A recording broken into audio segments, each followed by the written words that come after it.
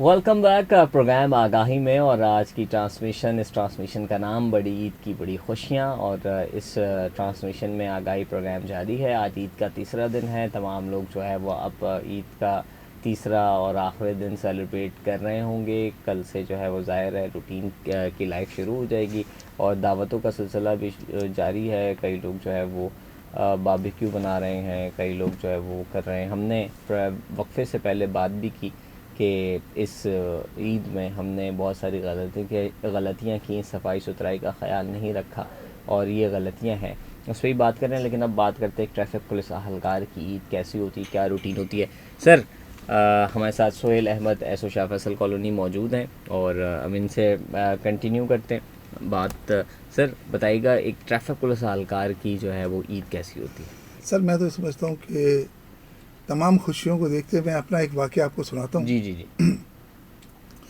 14 अगस्त पे जब मैं अपने बच्चों को 14 अगस्त पे पाकिस्तान काज़म के मज़ार पे लेके जाया करता था, झंडे वगैरह लगा के गाड़ी सजा के, उसके बाद के एक जश्न बनाता है, हमारा बिल्कुल जश्न है, ऐसे, हमें बिल्कुल मोहब्बत है बहुत सर बड़ा पाकिस्तान जश्न से। है, बहुत बड़ा जश्न। और जब जैसे जैसे मेरा रैंक बढ़ता गया, मेरी जिम्मेदारियाँ बढ़ती चली गई। जब मेरी जिम्मेदारियाँ बढ़ी तो मैं अपने बच्चों से थोड़ा सा दूर होता चला गया।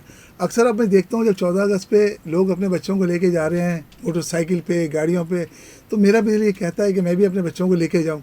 लेकिन फिर अपने फ़र्ज़ को देखते हुए मैं खामोश हो जाता हूँ कि पहले मेरी ड्यूटी है, फिर उसके बाद मेरा ये प्रोग्राम है। तो इंशाल्लाह उम्मीद है मैं अपने बच्चों को साथ भी टाइम दूँगा, लेकिन पहले अपना फ़र्ज़ पूरा करूँगा सर। तो ईद की बताइएगा रूटीन। और सर रूटीन ईद की हमारी यही होती है कि बस सुबह उठें, कुर्बानी वगैरह कर ली, जानवर तो भाई वगैरह ले आते हैं, और उसके बाद अपनी ड्यूटी की तैयारी करते हैं। फिर वहाँ से रात को, अभी जैसे अभी आपको मैंने बताया कि 3 दिन मेरी पीएफ म्यूज़ियम पे थी, आज तीसरा दिन है मेरा पीएफ म्यूज़ियम का। तो 2 दिन ऐसे ही रहा कि 2 बजे मैं वहाँ पहुँचा हूँ और रात 11 बजे 12 बजे, जब तक आखिरी गाड़ी अपनी मंजिल तक नहीं पहुँचती, ट्रैफिक पुलिस, अपने घर वाले नहीं जाते ट्रैफिक पुलिस वाला। बहुत अच्छी लाइन दी आप। जी सर। तो उसी वजह से हमारे डीआई साहब का हुक्म यही है कि आपने हमारा फ़र्ज़ समझते हुए, और ये फ़र्ज़ क्या सर, ये समझ लें कि खिदमत है, इंसानियत की खिदमत है ये। तनख्वाह तो हर डिपार्टमेंट ले रहा है तनख्वाह, लेकिन अभी जैसे अगर रोड का गटर का ढक्कन टूट गया है तो जो डिपार्टमेंट है उसका काम है कि फौरी तौर पर उसको ढक्कन लगाए, लेकिन ट्रैफिक पुलिस अपनी तरफ से पूरी कोशिश करने के बाद उस ढक्कन को किस तरह से बंद करती है, किसी बड़े हादसे से बचने के लिए। बिल्कुल तो ऐसे। इसी तरह से हम लोग भी कोशिश कर रहे होते हैं सर, लेकिन बस फ़राइज़ अपनी जगह पे हैं, खुशियाँ अपनी जगह पर हैं, औलाद अपनी जगह पे है। तो कोशिश करेंगे औलाद के साथ भी टाइम दें, अपने बच्चों के साथ भी दें। अच्छा, क्या गिले शिकवे होते हैं बच्चों के, जैसे कि आपने कहा 14 अगस्त की बात की जो कि अगले महीने हमारी आज़ादी का दिन आ रहा है। क्या वैसे गिले शिकवे होते हैं ईद उल अज़हा में, कि ईद उल अज़हा तो ईद होती ही बड़ी ईद है और इसकी अहमियत बहुत ही बड़ी है और बड़ी ईद में बड़ी खुशियाँ मनाते हैं उम्मत मुस्लिमा तमाम। तो क्या बच्चों की शिकायतें होती हैं कि आप ड्यूटी पे होते होंगे ईद से पहले भी हर दिन, और टाइम मिलता नहीं होगा, क्या कहते हैं। सर बात यही है कि हर औलाद की ख्वाहिश यही होती है कि अपने वालिद साहब के साथ जाऊँ बाहर। तो वही हमारे भी उन्हीं बच्चों में से हैं, उन्हीं माहौल में से पैदा हो रहे हैं, बच्चे बड़े हो रहे हैं। तो उनकी ख्वाहिश यही होती है कि हमें अपने बाबा के साथ जाना है, कहीं पर भी पिकनिक पे जाना है, किसी बहन के घर जाना है, कहीं भी। तो हमारे पास टाइम नहीं होता। मैं आपको बताता हूँ कि मेरी बहन आई थी अभी, तो आप ये सोचेंगे कि मैं अपने वाक़या सुना रहा हूँ आपको। बहन आई अमेरिका से अपने बच्चों की शादी करने के लिए। तो आप यकीन करें कि मेरे पास इतना टाइम नहीं होता था, मैं शाह फजल का एसओ था, मैं उनकी अपने कपड़े पहन के, मैं बावर्दी दुरुस्त शादी में शरीक हुआ तमाम जगह पे, बताएं। मेहंदी से लेके वलीमे से लेके मेहंदी तक मैं तमाम में बावर्दी। तो मेरी बहन ने बोला कि आपने कपड़े सिलवाए किस लिए थे? मैंने कहा पहले मेरा फ़र्ज़ है, बाद में आपकी शादी है। तो मैं इसी वजह से अभी वो नाराज़ भी थी थोड़ी सी मुझसे, लेकिन मैंने नहीं, मेरा फ़र्ज़, मैं इस वर्दी में आया, ये मेरी वर्दी मेरी मोहब्बत है, यही वर्दी मेरा वक़ार है। यही वर्दी आपका के तमाम ड्रेसेस हैं और देखा जी जाए सर। तो इस वर्दी की जो वैल्यू है वो किसी भी नज़र में कोई और कपड़े की वैल्यू नहीं हो सकती। बिल्कुल सही कह रहे हैं। तो इस ईद में दावतों का सिलसिला भी, फिर नाराज़गी का सिलसिला जारी रहा होगा। कई आपके रिश्तेदार ने, सिस्टर्स ने दावत दी होगी, आप नहीं पहुँचे होंगे। ये मजबूरियाँ तो हैं सर हमारे साथ, ये मजबूरियाँ हैं, इसमें हमें टाइम निकालना पड़ेगा। इसलिए कि अगर इस तरह से हम सबसे दूर होते गए ना अपनों से, तो हमारे लिए बहुत प्रॉब्लम आएगी बाद में।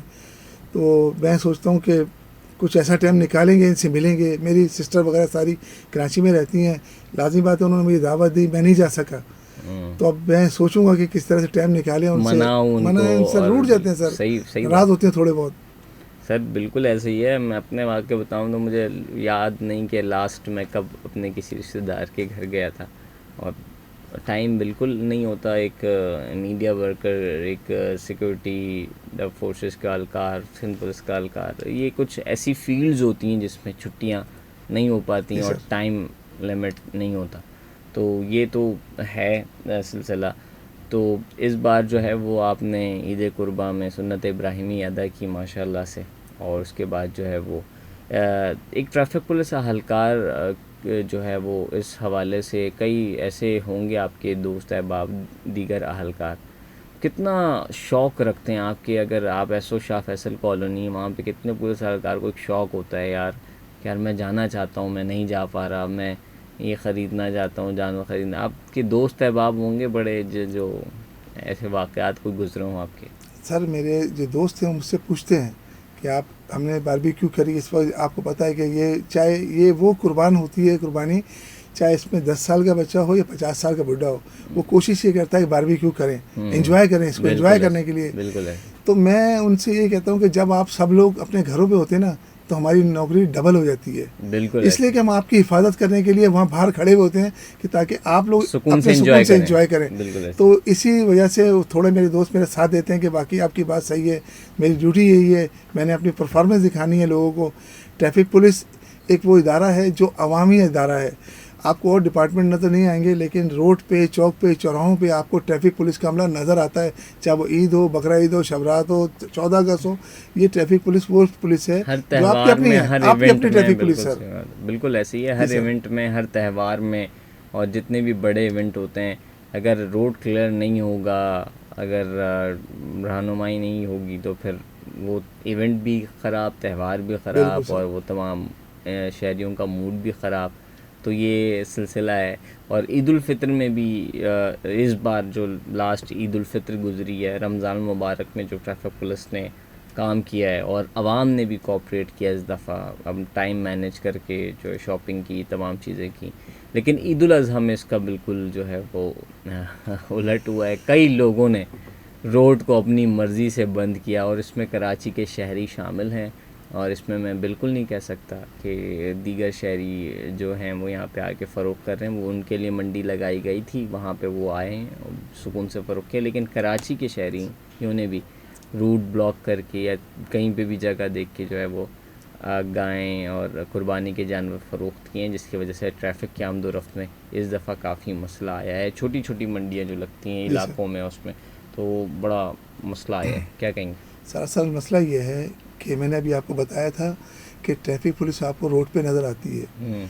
उससे सबसे बड़ा मसला ये है कि हर मलबा जो है ना वो ट्रैफिक पुलिस पे डाल दिया जाता है। अगर रेड़े पथारे लगे हुए हैं वो भी ट्रैफिक पुलिस पे डाल दिया जाता है कि ट्रैफिक, ये अलग डिपार्टमेंट है इनके। अब ये थाना है, उसका काम था कि इसको रोड को जो अगर ठीक ये है, ठीक है, वो उन्होंने भी अपना किरदार अदा किया, ट्रैफिक पुलिस को भी परेशानी हुई। ये मिल के चीज़ें होती हैं जिस पे ये है कि आपस में मिल के ये तमाम चीज़ें होनी चाहिए और होती भी हैं। लेकिन इसमें यह है कि जब ओवरफ्लो हो जाता है किसी भी चीज़ का या आवाम का, या ये कि उसमें अगर एक दफ़ा आप हटाते हैं तो दूसरी दफ़ा फिर आ जाते हैं, तीसरी दफ़ा आप हटाते हैं, चौथी दफ़ा फिर आ जाते हैं। ये हम में से शहरी हैं। जी सर। अब इसको आप किस तरीके से कितना, हमें ही एक अच्छे शहरी होने का सबूत देना है, मुझे ही एक अच्छे शहरी होने का सबूत देना है। मेरा शहर है, मेरी गली है, मेरा रोड है, मुझे ही सफ़र करना है, मुझे ही रहना है, तो मुझे अपनी ज़िम्मेदारी समझनी होगी। उस पर ना आप कुछ कर सकते हैं, ना डिस्ट्रिक्ट पुलिस कुछ कर सकती है, ना कोई भी सिक्योरिटी फोर्सेस का इदारा कुछ कर सकता है। जब तक मैं अपनी ज़िम्मेदारी नहीं समझूँ, मैं एक अच्छे शहरी होने का सबूत नहीं दूँ, तो वो फिर कोई भी चीज़ बेहतरी की तरफ नहीं जाएगी। तो इसमें यह है कि इस दफ़ा वो छोटी मंडियां लगी, उसमें काफ़ी जो है वो रूट ब्लॉक हुए हैं, और काफ़ी कोशिशें भी की गई पुलिस की जानिब से, ट्रैफिक पुलिस की जानिब से, कई हद तक क्लियर भी हुआ। लेकिन उसके बाद भी जो है ये चीज़ें जारी रहीं। और ज़ाहिर है आज ईद का तीसरा दिन अल्लाह पाक ने सुन्नत इब्राहिमी अदा करने का मौका दिया, और यही खुशनसीबी है। लोगों ने इस महंगाई में, कई लोगों ने जो है वो सुन्नत इब्राहिमी अदा की। और ट्रैफिक पुलिस की अगर बात की जाए तो हर त्यौहार में जो है वो लोगों की रहनुमाई कर रही होती है।